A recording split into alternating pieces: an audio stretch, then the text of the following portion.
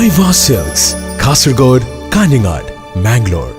ഒന്ന് ചിന്തിച്ചു നോക്കിയേ, ഉത്തരേന്ത്യൻ ജനങ്ങൾ നൽകേണ്ട മറുപടിയല്ലേ നമ്മുടെ കൊച്ചു കേരളം സംഘപരിവാറിനും BJPക്കും നൽകിയിട്ടുള്ളതാണ്. അമിത്ഷയുടെയും RSSന്റെയും തന്ത്രപ്രധാനമായിട്ടുള്ള ഗൂഢാലോചനകളെ പൊളിച്ചടുക്കി കയ്യിൽ കൊടുത്തത് നമ്മുടെ കൊച്ചു കേരളമാണ്.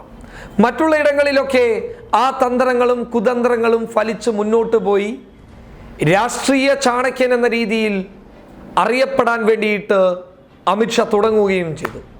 പക്ഷെ കൊച്ചു കേരളത്തിൽ ആ രാഷ്ട്രീയ ചാണക്യൻ്റെ തന്ത്രങ്ങളൊന്നും ഫലിക്കാതെ പോയതിന് ഏറ്റവും വലിയ കാരണമെന്ന് പറയുന്നത് 5 വർഷത്തെ മോദിയുടെ ജനവിരുദ്ധ നടപടികൾ തന്നെയാണ്.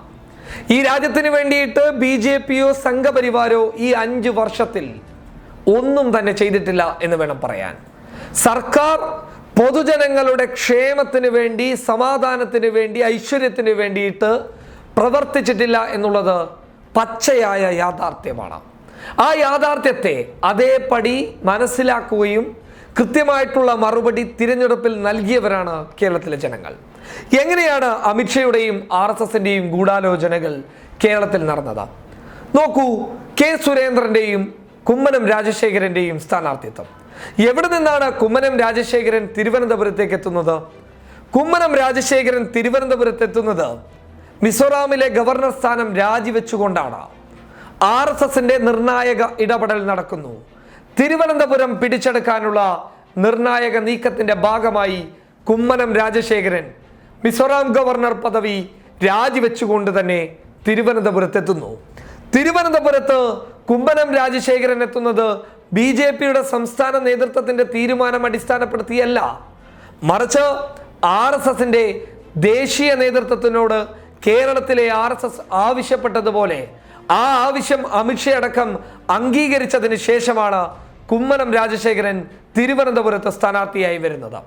തിരുവനന്തപുരത്തെ നിലവിലെ സാഹചര്യം, അല്ലെങ്കിൽ കേരളത്തിലെ നിലവിലെ സാഹചര്യം, ശബരിമല വിഷയവുമായി ബന്ധപ്പെട്ട നേട്ടങ്ങൾ ഉണ്ടാക്കിയെടുക്കാൻ എല്ലാവിധ സാധ്യതകളുമുള്ള സമയത്ത് എന്തുകൊണ്ടും നേട്ടങ്ങൾക്കടുത്ത് തന്നെയാണ് BJP ഉള്ളത് എന്ന വിശ്വാസം RSS മുതലെടുത്തു. ശക്തമായിട്ടുള്ള പ്രചരണം RSS തിരുവനന്തപുരത്ത് നടത്തി. K. സുരേന്ദ്രനാവട്ടെ BJPയുടെ നേതൃത്വം, സംസ്ഥാന നേതൃത്വത്തിന് അപ്പുറത്ത് K. സുരേന്ദ്രനിൽ താല്പര്യം പ്രകടിപ്പിച്ചത് RSS തന്നെയാണ്. അമിത്ഷയോട് RSS തന്നെയാണ് K. സുരേന്ദ്രനെ പത്തനംതിട്ടയിൽ സ്ഥാനാർത്ഥിയാക്കണമെന്നുള്ള ആവശ്യം മുന്നോട്ട് വെക്കുന്നുള്ളത്. പത്തനംതിട്ട എന്ന മണ്ഡലത്തെ മോഹിച്ചിരുന്നില്ലേ ശ്രീധരൻപിള്ള? മറ്റുള്ള ഒരുപാട് ആളുകൾ പത്തനംതിട്ടയെ മോഹിച്ചിരുന്നു. അവസാനമാണ് K. സുരേന്ദ്രന്റെ ഒരു മാസ് എൻട്രി പത്തനംതിട്ടയിൽ സംഭവിക്കുന്നത്. അങ്ങനെ പത്തനംതിട്ടയും തിരുവനന്തപുരവും പിടിച്ചെടുക്കാനുള്ള RSSന്റെ നീക്കത്തിന് എല്ലാവിധ പിന്തുണയും അമിത്ഷാ നൽകുകയുണ്ടായി. പക്ഷെ കേരളത്തിലെ പൊതുസമൂഹം പൊതുവികാരം മുന്നിൽ വെച്ചായിരുന്നു ഈ തിരഞ്ഞെടുപ്പിനെ നേരിട്ടത്. എന്താണ് പൊതുവികാരം? ശബരിമലക്കപ്പുറത്ത് രാജ്യം നേരിട്ട് കൊണ്ടിരിക്കുന്ന പ്രശ്നങ്ങളെ അവർ ചർച്ച ചെയ്തു എന്നുള്ളതാണ് യാഥാർത്ഥ്യം. ആ ചർച്ചയ്ക്ക് മുന്നിൽ പൊതുസമൂഹം RSSന്റെയും അമിത്ഷയുടെയും ഗൂഢാലോചനകളെ തല്ലിയോടിച്ചു എന്നുള്ളതാണ് ശരി. ശ്രീധരൻപിള്ള പറയുന്നത് നോക്കൂ. ശ്രീധരൻപിള്ള ഇപ്പോൾ പറയുന്നുണ്ട്, അതായത് K. സുരേന്ദ്രനെ സംസ്ഥാന അധ്യക്ഷ പദവിയിലേക്ക് കൊണ്ടുവരണമെന്ന് പറഞ്ഞ് ഒരു വിഭാഗം വലിയ പ്രശ്നം BJPക്കകത്ത് ഉണ്ടാക്കുന്നുണ്ട്. അപ്പോൾ ശ്രീധരൻപിള്ള പറയുന്നത് കേരളത്തിൽ BJPയുടെ നേതാക്കന്മാർ തോൽക്കാനുള്ള കാരണം RSS എന്നുള്ളതാണ്.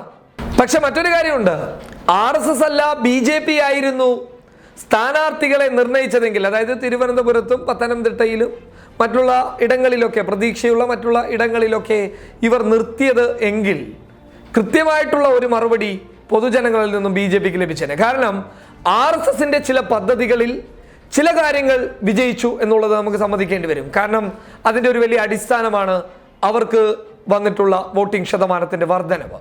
ആ വോട്ടിംഗ് ശതമാനത്തിൻ്റെ വർധനവ് എന്ന് പറയുന്നത് ശബരിമല വിഷയത്തെ വലിച്ചൊടിച്ച് പൊതുജനങ്ങൾക്കിടയിലേക്ക് എത്തിക്കാൻ വേണ്ടിയിട്ട് RSSന് സാധിച്ചു. RSSന്റെ സൈബർ ടീമിന് സാധിച്ചു. അല്ലെങ്കിൽ RSSന്റെ നേതൃത്വം പറഞ്ഞതനുസരിച്ച് പ്രവർത്തിക്കാൻ തയ്യാറായ പ്രവർത്തകർക്ക് സാധിച്ചു എന്നുള്ളത് ശരിയാണ്. പക്ഷേ കേരളത്തിലെ അവരുടെ അവസാനത്തെ അധ്യായം എന്ന് പറയുന്നത് ഈ തിരഞ്ഞെടുപ്പ് ആണ് എന്നുള്ളത് തന്നെയാണ് വിശേഷിപ്പിക്കേണ്ടത്. കാരണം ശബരിമല വിഷയം ഇത്രത്തോളം കത്തി നിൽക്കുന്ന ഈ ഒരു സാഹചര്യത്തിൽ വിശ്വാസികളുടെ വോട്ട് പോലും നേടിയെടുക്കാൻ സാധിച്ചില്ല എന്നുള്ളതിൻ്റെ ഏറ്റവും വലിയ ഉദാഹരണം എന്ന് പറയുന്നത് പൊതുജനങ്ങൾ മോദിക്കെതിരെയുള്ള ഒരു പൊതുവികാരത്തെ മുന്നിൽ നിർത്തി ശക്തമായിട്ടുള്ള ഒരു തേരോട്ടം ഇവിടെ ഉണ്ടാകണമെന്ന് വിചാരിച്ച് കൃത്യമായിട്ടുള്ള മറുപടി നൽകിയതുകൊണ്ട് പൊളിഞ്ഞു പോയത് അമിത്ഷായുടെയും RSSന്റെയും ഗൂഢാലോചനയാണ്. News desk public Kerala.